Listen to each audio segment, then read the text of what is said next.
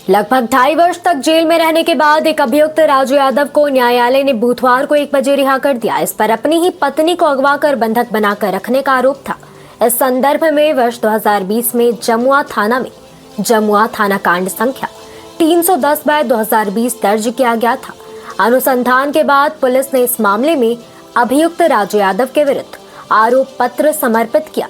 उसके बाद इस मामले के विचारण हेतु न्यायिक दंडाधिकारी सुशीला हांसदा की अदालत में आया।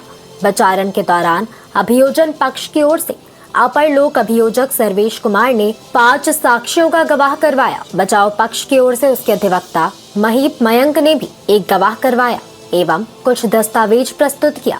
बहस के दौरान बचाव पक्ष के अधिवक्ता मयंक ने कहा, यह प्राथमिक की पूरी तरह से बनावटी और झूठी है।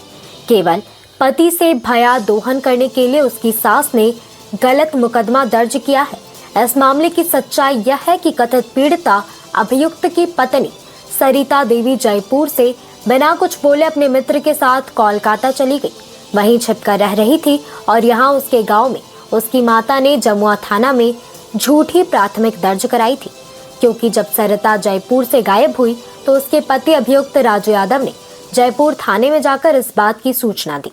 इतना ही नहीं, उसने जमुआ थाना में भी इस आशय का एक सनह दर्ज कराया था, जो कि इस बात का प्रमाण है कि यह निर्दोष है। वह स्वयं अपनी पत्नी की खोज में जुटा हुआ था, जबकि अभियोजन पक्ष का कहना था कि अभियुक्त ने एक साजिश के तहत अपनी पत्नी को गायब किया और उसे कोलकाता में बेच दिया, क्योंकि वह अपनी पत्नी को पहले भी प्रताड़ित करता था, जिस बात को लेकर न्यायालय में मुकदमा भी हुआ था। मामले के विचारण के दौरान वर्ष 2023 में एक दिन नाटकीय तरीके से कथित पीड़िता सरिता देवी अपने गांव चली गई, जहां पुलिस ने उसका बयान न्यायालय में कराया था। इस बीच प्राथमिकी दर्ज होने के बाद पुलिस ने 6 मार्च 2022 को अभियुक्त राजू यादव को गिरफ्तार कर जेल भेज दिया और तब से वह जेल में था। बचाव पक्ष का अधिवक्ता ने अदालत से यह भी कहा कि बिना किसी अपराध के यह व्यक्ति 2.5 वर्षों से जेल में है, क्योंकि अभियोजन पक्ष इस तरह का कोई साक्ष्य नहीं प्रस्तुत कर सका कि उसे अगवा किया गया और उसे बंधक बनाकर रखा गया। दोनों पक्षों की दलील सुनने के बाद अदालत ने मंगलवार को अभियुक्त राजू यादव को रिहा कर दिया। रिहाई पर उसके परिजनों ने कहा कि यह न्याय की जीत हुई है। 2 साल बाद जो रिहा हुए केस में, उसमें आपकी क्या प्रतिक्रिया है? इसमें ये मामला ये था कि जो अभियुक्त था इस केस में राजू यादव, उसकी सास, उसने उस पर यह आरोप लगाया था कि उसने अपनी पत्नी यानी कि अपनी बेटी को, सूचिका की बेटी को अपहरण करके कहीं गुप्त स्थान पर छुपा कर रखा है। इसमें वो लगभग मार्च महीने में वर्ष 2022 में पुलिस ने उसे पकड़ा और पूरे ट्रायल के ड्यूरेशन में जो 2024 में यानी कि कल उसमें जजमेंट हुई, उसमें वो पूरे ड्यूरेशन में वो कस्टडी में था।